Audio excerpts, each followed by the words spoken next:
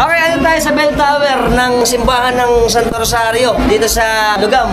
At aakyat tayo dito. Ito yung kampanaryo. Ito. Kung mapapansin natin, Dalawa. may number kasi dito na nakalagay na. Ito isang kampanaryo ito, tingnan nyo. 1863 yan. Ang ating kampana. Matandang kampana na ito eh. 1800s.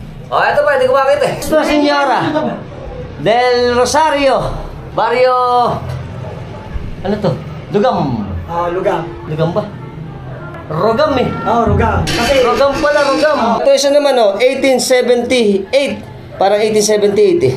Parehas kasi yung engraving nung 8 tsaka ito, 1878. Pero ito po pala, Rogam. Hindi siya Lugam. Ayun. Bangis. Ayos. Nice to know, idol. Ayos. Yung kampana natin, dedicated siya sa dalawang patron namin. Ang primero patron namin, ang Nuestra Señora del Santísimo del Santo Rosario. Yung pangalawang patron namin, si San Roque. San Roque. Kaya itong kanan, si San Roque. Okay. Yung kaliwa, Mahal na Biren. Mahal na Biren. Kung mapapansin nyo, ganun nakatanda yung dedication sa kanila. Di Tama. sabihin, maaaring mas matagal pa yung devotion dito sa amin. Tama, bago tama. ipagawa yung kampana na yan. Oo nga. Kasi kita nyo naman maaaring ito kasi, syempre, ang ating mga barangay kasi, minsan, kung saan nag-trace yung ating mga pinagmulan dahil sa mga nakatatag na mga simbahan.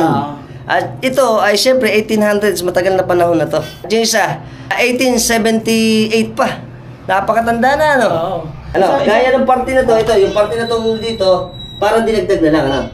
Napalitan na. Napalitan na nga naman. Dahil in-extend nila yung, ito. Kung mapapansin, yung tatsulok lang na yan. Wala yung baba.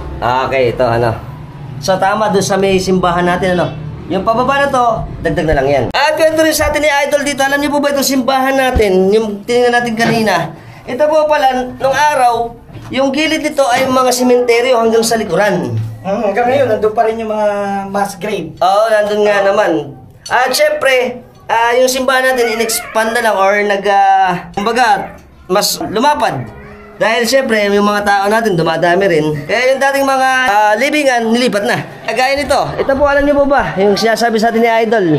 Ito kadiretso na yan, hanggang doon sa likod ang sementeryo. Yan. Ito pa lang mga parang bahay kalapati nga naman yan. Yung isa dyan, dinugtong. Pero ang original natin, itong mismong bell tower natin, tsaka ito lang na parte na to ng simbahan natin. Yun nga po, yung pinuwenta sa atin ni Idol Adam kanina. Ito pong dalawang parte ng gilid ng ating simbahan. Nung araw wala yan dahil ito nga po ay libingan hanggang doon sa likod. Kaso hindi natin ma-access yung likod kasi nga may bakod na po iyon. At ito na yung ating kalakihan na simbahan ngayon dito sa amin sa Barangay ng Look at Lugam. At ang ating patron dito, syempre ang kanilang simbahan ng Nuestra Señora del Santo Rosario. Ay syempre magpapatay muna tayo kay SK Adams sa